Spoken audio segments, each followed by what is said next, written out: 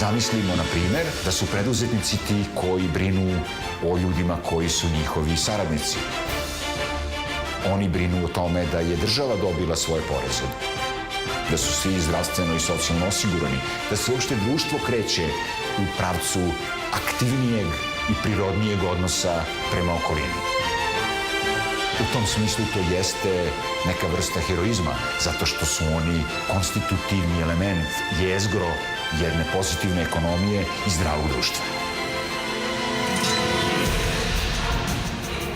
Ukoliko bismo živeli u sredini u kojoj postoji 200.000 preduzetnika čija bi uloga bila prepoznata, vrednovana i podržana, mi bi živeli u uspešnom, lepšem, boljem društvu.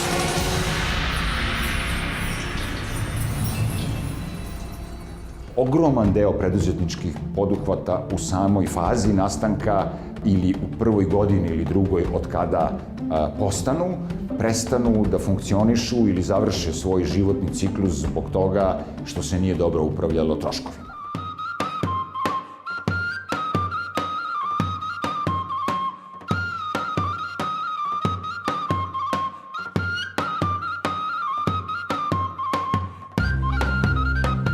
Selo Mačkat decenijama unazad poznato je po proizvodnji pršute. Može se reći da su se porodice takmičile ko će imati bolje proizvode od sušenog mesa. Ono što pretekne u kući nosilo se na pijacu, a glas i tražnja za dobrim proizvodima su rasli. Verovatno u to vreme nisu ni znali za reč marketing, ali su znali itekako da predstave i prezentuju svoj proizvod i bez ličnog PR-a. Prvi sajam koji je bio novogodišnji vašar u Beogradu i vidjeli smo da imamo neku ozbiljnu šansu da se više trudimo, da bi višom proizvodnjom mogli da postignemo neke rezultate kao što je se to i desilo. Sa jedne strane trebalo je modernizovati proizvodnju, proširiti kapacitete, a sa druge strane zadržati tradicionalni koncept proizvodnje, što nije bilo ni malo lako. Evo ja, čovjek 78 godina, nikad nisam mogao da poverujem da će do ovoga stepena da dođemo u ovolikom uzrastu, u ovolikom usponu, ali samo verujem što kažu ljudi u Boga i u rad. Samo rad, neprekodan rad i disciplina.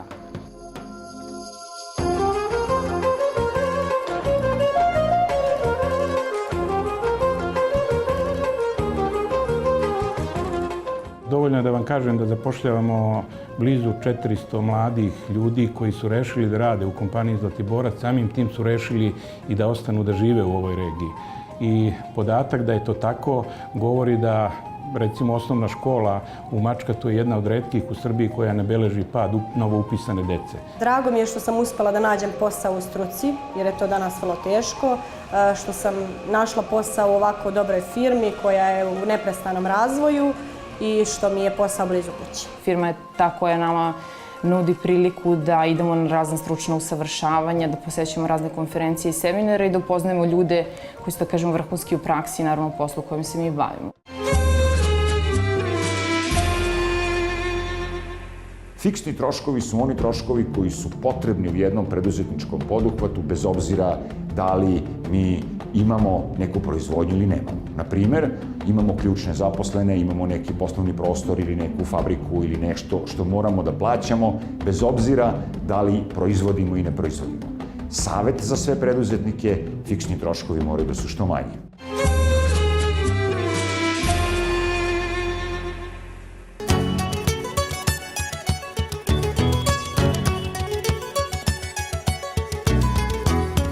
Na preko 25.000 kvadrata moderno izgrađenog prostora koji ćete vi imati prilike danas da vidite, implementirana je najsavremenija tehnika, tehnologija i oprema koja je u funkciji najvećih i najviših standarda kvaliteta koje posjeduje ova kompanija. Kontrola kvaliteta u širem smislu podrazumeva kompletnu kontrolu u svim tačkama procesa. Znači, od prijema sirovine pa u završetku do pakovanja, što je ovo odeljenje. O radu i kvalitetu porodice svedoče mnogobrojne nagrade, kako one za preduzetništvo, vlasnika kompanije Aleksandra Stojanovića, tako i za proizvode. Brojna priznanja za kvalitet pristigla su od Nemačkog poljoprivrednog društva DLG, čiji je institut ove godine dodelio priznanje kompaniji za kontinualni uspeh. Tu su i višegodišnje nagrade potrošača Moj izbor, Corporate Super Brands 2012-2013, Brand Leader 2011, Business Partner 2013. Naši proizvodi su unazad 5 godina dobili 30 zlatnih medalja u okviru 30.000 proizvoda iz celog sveta. Analiza se radi tako što se u startu ne poznaje odakle je proizvod, iz koje zemlje i ko je proizvođač.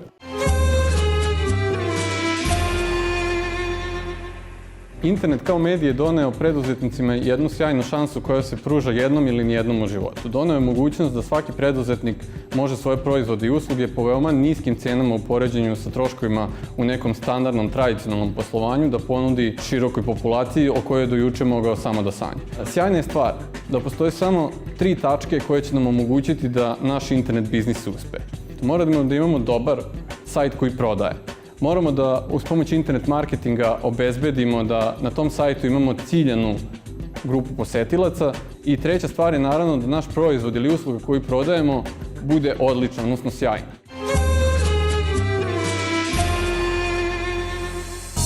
Sve te kanale komunikacije 21. veka koristimo za komunikaciju sa svim tim potrošačima i pažljivo sluškamo šta je to sve što oni govore na društvenim mrežama, na Twitteru, na Facebooku.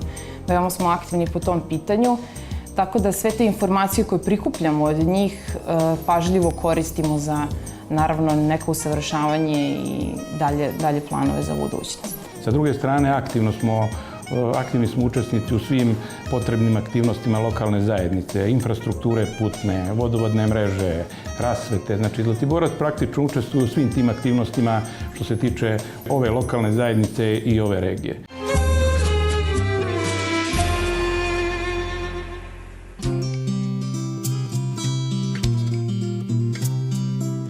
Opština Čajetina spada u najrazvijenije opštine u Srbiji po broju godišnjih investicija i načinu rada.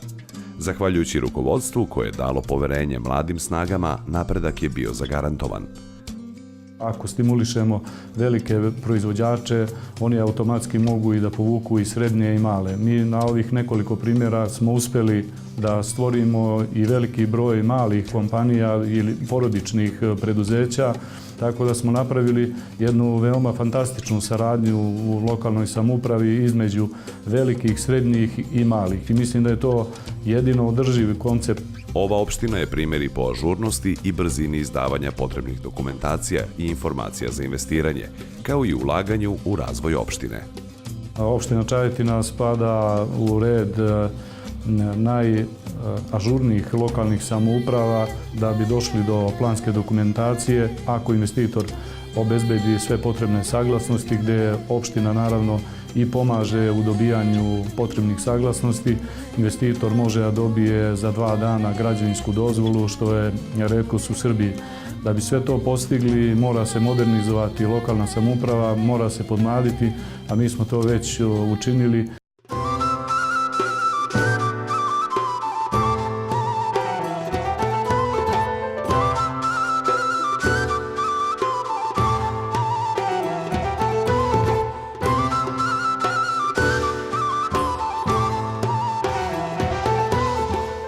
U porodici Jovanović, Ljilja i Milenko sticali su i gradili svoje domaćinstvo sami.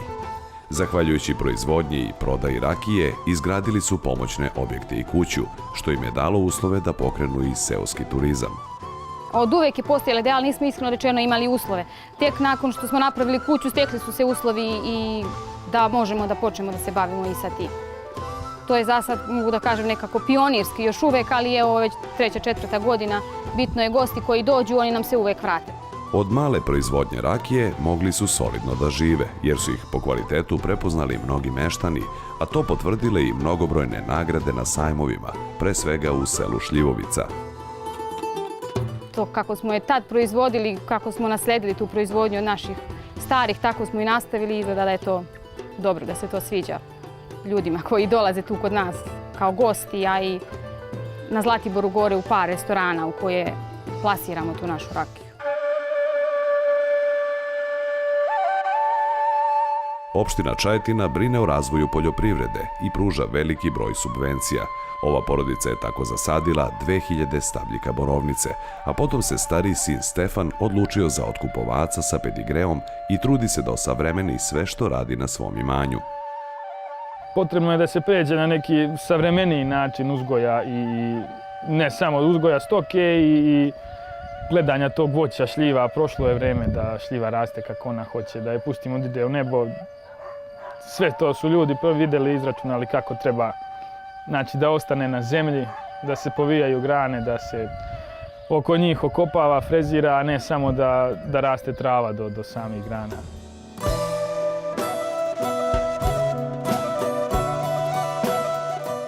Za animaciju gostiju zadužen je deda, Ljiljanin otac, dok ona i majka spremaju domaću hranu.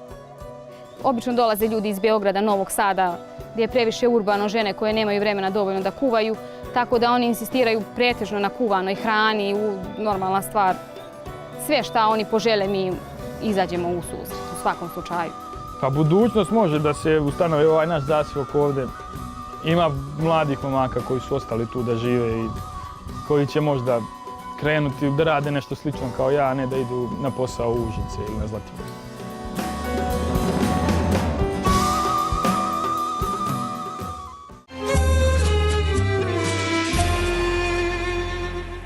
Poruka je da operativni troškovi moraju da budu manji od operativnih prihoda i da je glavni san svakog preduzetnika i glavna obaveza razumnog planiranja da u prvoj fazi od momenta pokretanja posla postoji pozitivan novčani tok.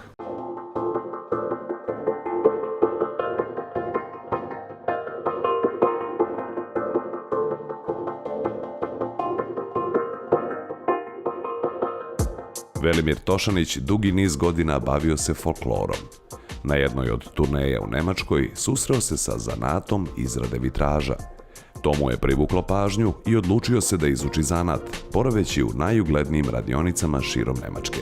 Napustio je posao u državnoj firmi i pokrenuo sopstvenu radionicu, za šta mu je bilo potrebno mnogo hrabrosti, ali i sredstava. Tu sam prvi put se sreo sa tehnikom izrade vitraža i to sa olovnim profilima. Imao sam priliku da onako kao šegrt početnik učestvujem i u rekonstrukciji vitraža Berlinske katedrale.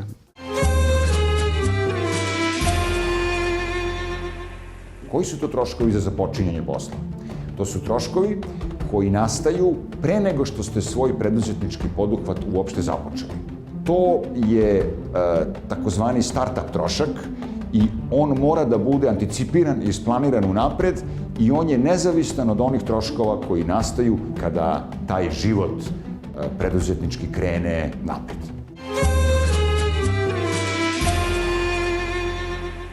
Vrlo brzo, možda za godinu dana, ja sam shvatio koliko je u stvari ceo ovaj preduzetnički posao težak i komplikovan. A pošto je radionica bila u građenju, u podizanju, onda sam morao da investiram u puno stvari. Velimir je svojom upornošću uspeo da prebrodi mnoge krize u poslu. Najpre prilikom bombardovanja 1999. godine, kada je obustavljena proizvodnja, a potom i 2008. godine, kada je nastupila svetska ekonomska kriza. U to vreme priključila se i ćerka Ana, koja je naučila zanat i odlučila da nastavi porodični posao. Najviše je zanima fuzija stakla, a pronašla je i modele za uspešno poslovanje radionice.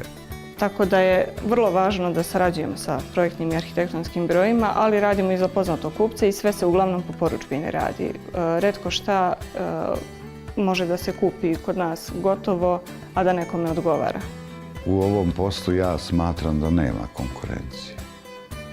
Ne može niko od nas da napravi 100 kvadrata vitraža, ne znam, za mjesec, 2 dana, pa da mi grabimo. Mi smo svi nekako u svom kraju poznati i tu ljudi dolaze. Mislim da ovakve radionice i radionice ovog tipa su u stvari baš porodični biznis.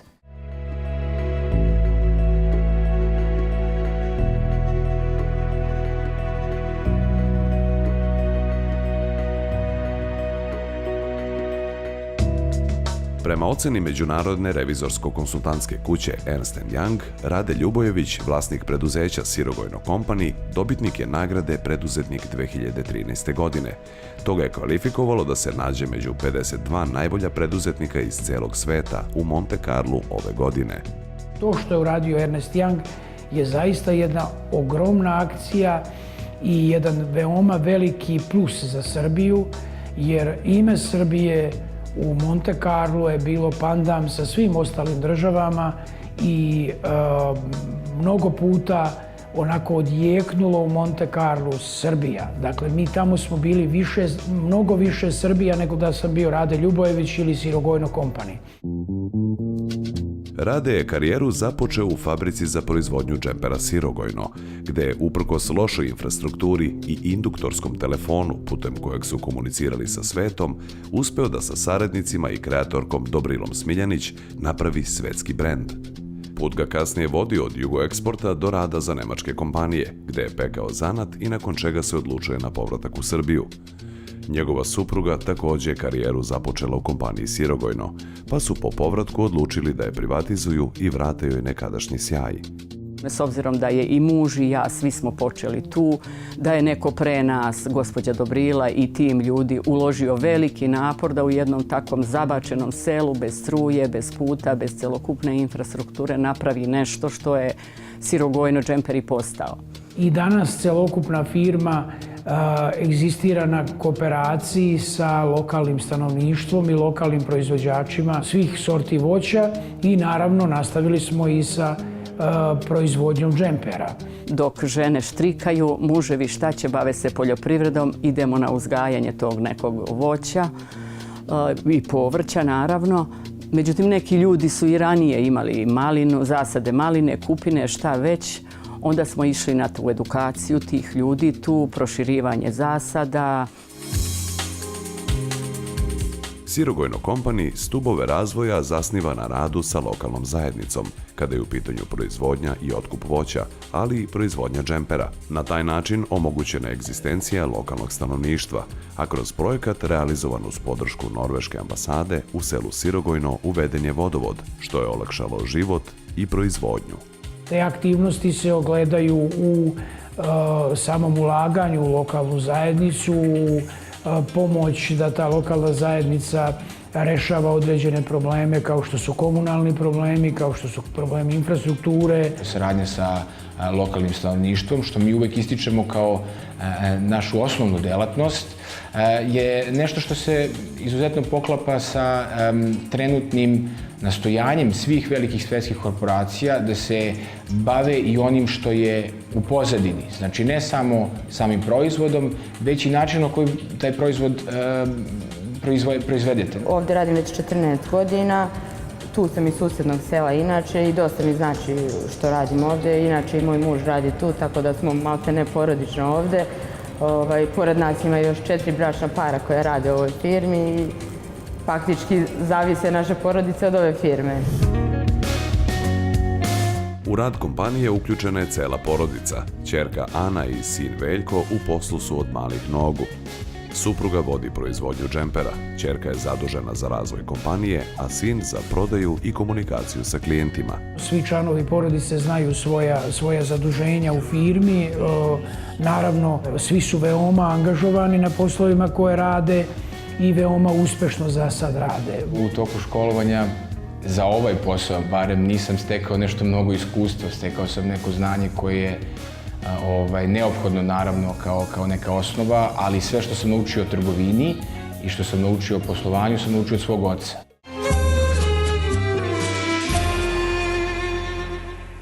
Preduslov za uspešnu prodaju jeste dobro poznavati partnera sa kojim radite, na koji način radite i da li tu stvarno postoji dugoročni partnerski odnos.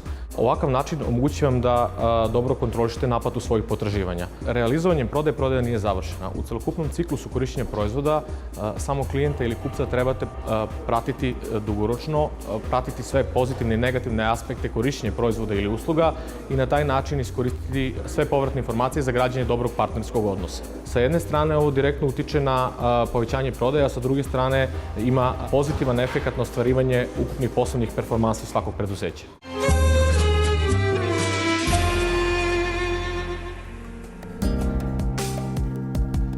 Kako bi sačuvali tradiciju, prve modele i radove, porodica Ljubojević sa svojim saradnicima napravila je prvi muzej pletilja u kojem se može vidjeti istorija razvoja prepoznatljivog brenda Sirogojno džempera. U muzeju se čuvaju sećanja na početke projekta organizacije pletilja i različiti eksponati koji podsjećaju na najkarakterističnije i onako upečatljivije trenutke iz istorije Sirogojno džempera. Tu su fotografije poznatih ličnosti, poznatih dama uglavnom koje su nosile Sirogojno džempere. Tu su Raisa Gorbačov, Nancy Reagan, glumica Liv Ullmann, Jovanka Broz i Tito. Fotografije iz jedne njihove posete Zlatiboru gde su im predstavljeni Sirogojno džemperi.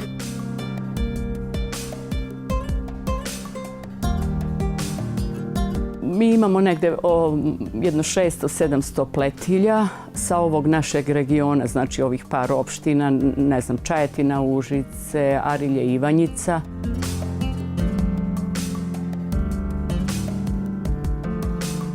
Svaka od njih dobije uzorak po kome treba da isplete džemper, dobije dimenzije, dužinu, širinu džempera, dužinu rukava, sve detalje, džep, na kom santimetru se ostavlja džep.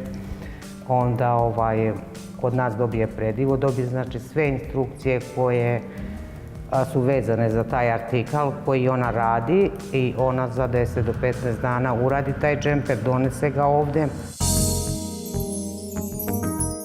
Cilj Radeta Ljubojevića bio je održiv sistem. Malim koracima gradio je kompaniju i zajednicu u kojoj posluje, u želji da i drugima da primer kako bi se ovakvi modeli rada prepoznali, a u društvu stvorio ambijent za razvoj preduzetništva. Mi moramo da imamo atmosferu u kojoj privrednici razmišljaju o novoj strategiji, o novim potezima, o novim proizvodima, o tržištu, a ne atmosferu u kojoj se svakodnevno borite za opstanak i borite se sa nekim nametima i problemima koji su potpuno strani za onih 52 člana o kojima sam vam malo pre pričao. Treba napraviti ambijent koji ističe lider.